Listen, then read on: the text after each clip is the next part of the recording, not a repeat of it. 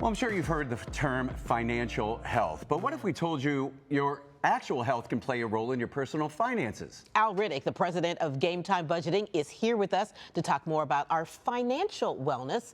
Always great to see you, Al. So good to be with you two once again. Yeah, you always have some interesting stuff. You seem to find the most unusual things that show lessons in personal finance. So tell us about this latest story of yours. So, not too long ago, I had my annual physical. So, you know, of course, you get your blood work back. Well, I discovered that my body had been keeping a secret from me.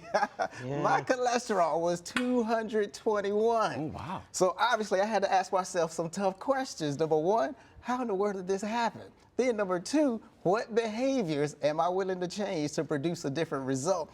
And three, when will I implement these new behaviors? So it's just like when you're dealing with personal finances, right? You sometimes find out some information that does not make you feel warm and fuzzy on the inside. For example, you're trying to get a new home and you figure out your credit score is a little bit lower than what you thought. It's going to cost you more money to borrow. Or if you're trying to clean up that credit card debt and then you discover that your utilization ratio is higher than the 30% that is recommended, that's going to cause some problems as well. But just to jump back to my cholesterol issue, I told my doctor, I was like, dude, put it in your system that I need another test 3 months from now.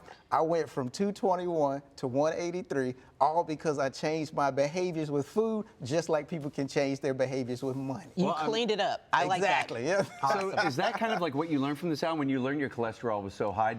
Is that what it taught you about how people sometimes feel about money? Yes, it did, because when I first got the news, I was embarrassed. I felt shame, I was stressed out, and then I became angry at myself because guess what?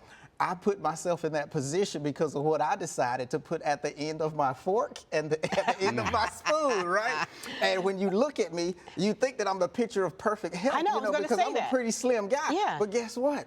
It's easy to hide when people don't know your real truth as it related to my health, but the same can apply to money as well, because you can see people living in these big fancy houses, driving nice cars, wearing nice clothing, but guess what? Until you crunch the numbers, you don't know that what you assume to be the picture of perfect financial health, you don't know that that's correct. Right. And you had a pleasant surprise as a result of changing your relationship with food. Tell us more about that. I'm interested in hearing that. You must know, I have never met a cheese I didn't love, and I've never met bread that I didn't love as well. But I had to modify my eating behaviors. Would you believe I lost 8 pounds?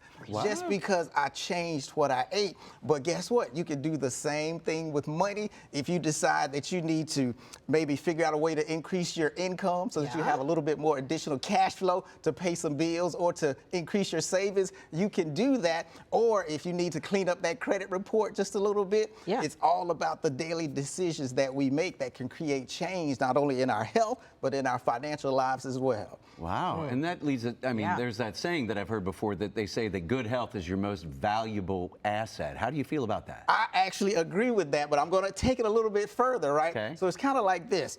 I changed my eating habits in the present day, so that hopefully my health as time goes on becomes more valuable to me. Just like when we invest and save for retirement, we save a little bit now with the hope that it will grow in the future so that by the time we retire, you can retire with some form of financial dignity. Yes, they always say health is wealth. I do believe that. So I do believe that. So where can people go for more information if they want to do something like you did? Exactly. Make those changes. People can visit the website GameTimeBudgeting.com or just give us a call at 513-813-3275. All right, we'll do it. Al Riddick, Game Time Budgeting, thanks so much for being with us. Thank you. All right, we'll be right back. You did it, man.